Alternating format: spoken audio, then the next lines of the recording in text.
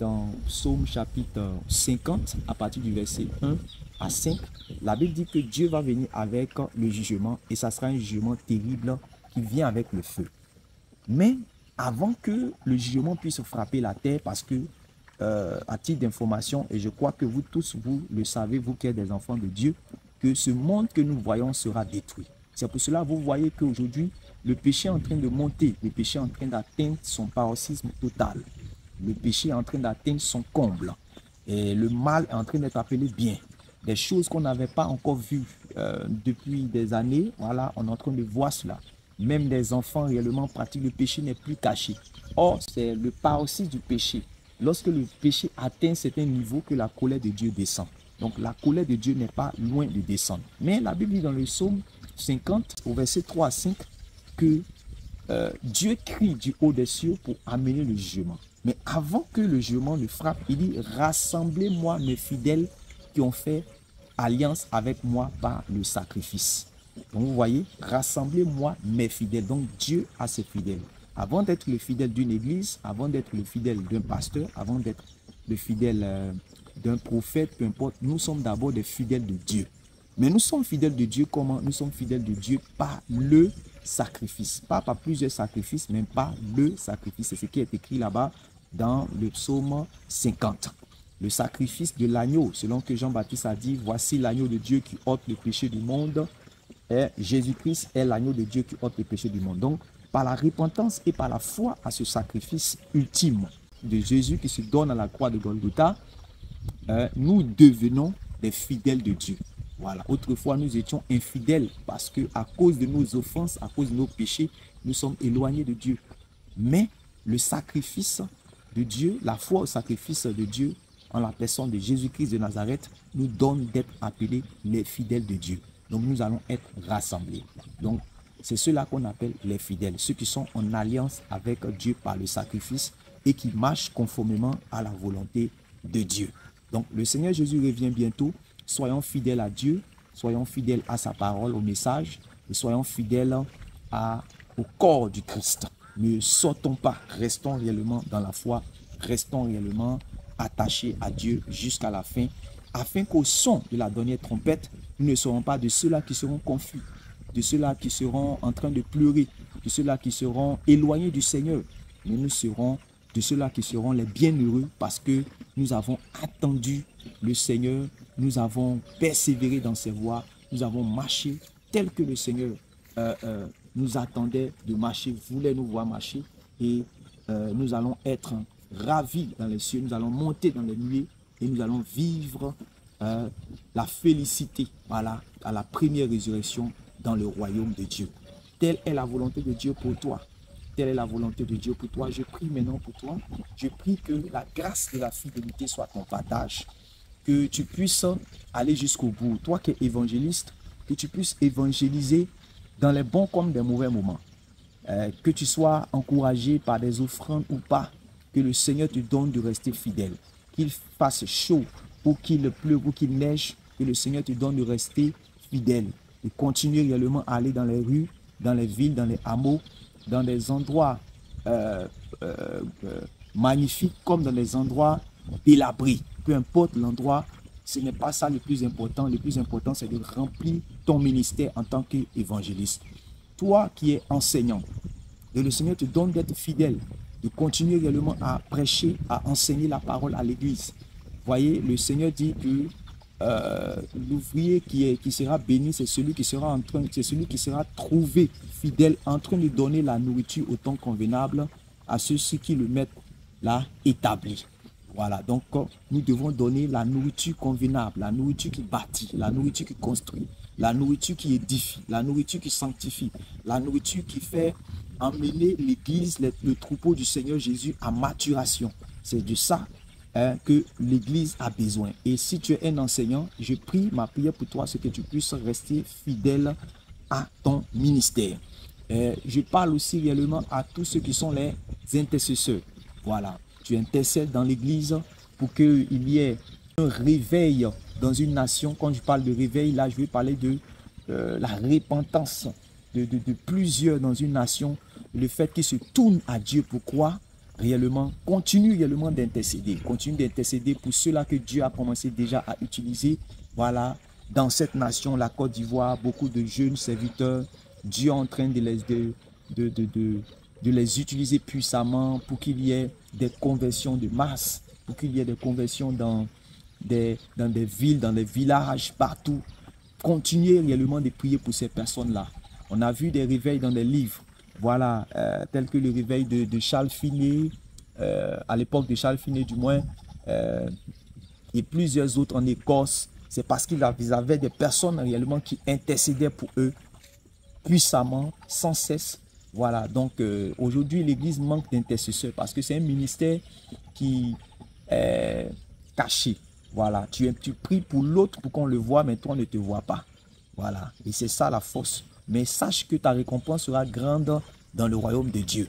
Voilà, ça dit que la puissance d'un ministère, la puissance d'un mouvement dépend réellement de tes genoux à terre devant Dieu. Et ne lâche pas prise, ne baisse pas, même si réellement il n'y a pas de reconnaissance, il n'y a pas d'honneur, Dieu va t'honorer. Dieu va t'honorer. Continue de prier pour ce serviteur pour qui tu pries.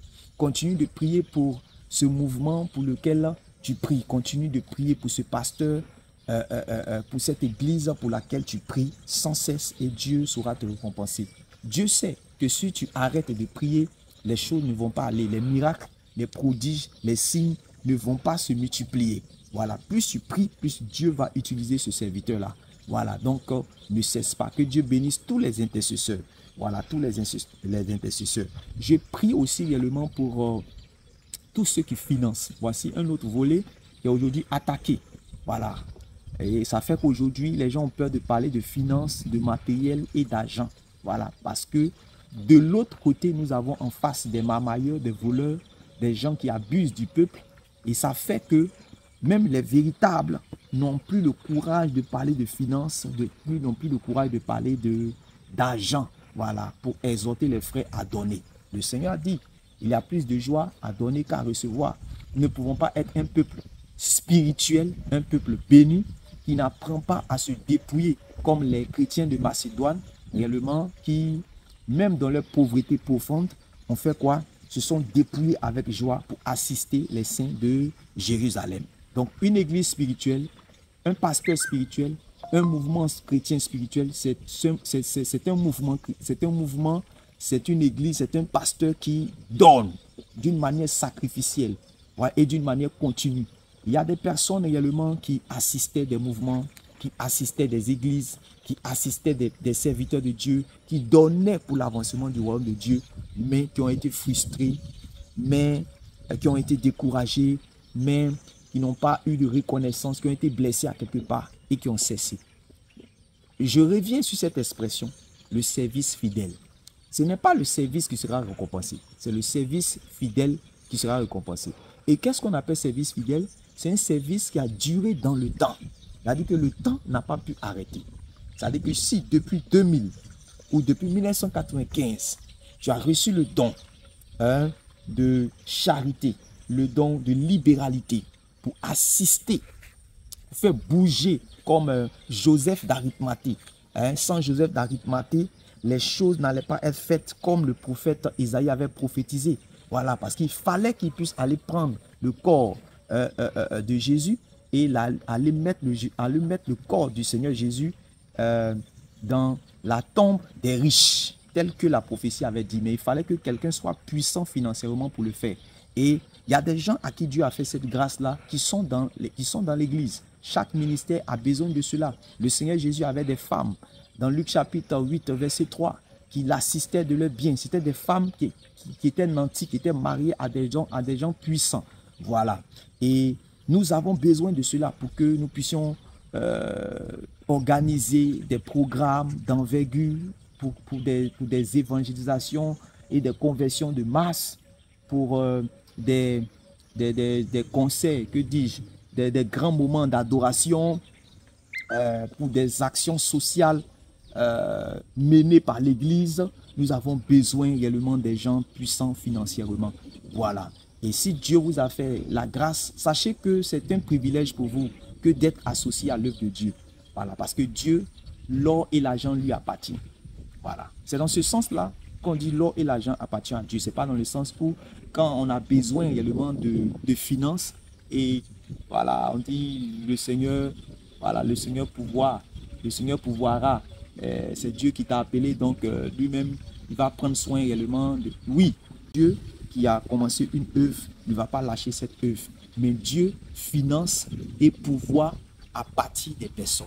Et ma prière, le vœu de mon cœur, c'est que cette personne soit toi. Voilà, cette personne soit toi. Voilà, des gens comme Aravna du temps de David, voilà, qui a appris que David devait offrir des sacrifices. Et il a dit à David, prends tout ce champ-là et prends tous ces troupeaux-là, je paye. C'est parce que David avait un cœur réellement de personnes qui ont compris des choses de l'offrande, des choses réellement des sacrifices à Dieu. Et il a dit non, je ne vais pas prendre quelque chose que tu vas me donner gratuitement pour offrir à Dieu. Je vais prendre quelque chose qui me coûte cher. Encore une ouverture pour parler réellement de tout ce qui apporte. Apporter ce qui est de la qualité, pas des monnaies de course, pas des choses qu'on veut se débarrasser. J'ai l'habitude de dire qu'il y a une différence entre les dons et les abandons. Voilà. Ce n'est pas quelque chose que tu vas abandonner, que tu vas prendre pour assister l'œuvre de Dieu. Non, c'est quelque chose qui te coûte, que tu prends pour assister l'œuvre de Dieu. Et tu verras que naturellement, Dieu va te bénir. Il y en a plusieurs qui rendent des témoignages. Si tu veux, tu peux écouter, ça va encore t'édifier à continuer. Il faut que ceux qui ont reçu le don de libéralité ne cessent réellement d'assister. Et ainsi, vous allez vous faire réellement une place, voilà, avec les grands dans les tabernacles éternels. C'est écrit littéralement dans la parabole de l'économe infidèle. Voilà. Il dit que les gens de ce siècle ont l'intelligence pour préparer leur retraite ou leur après-travail.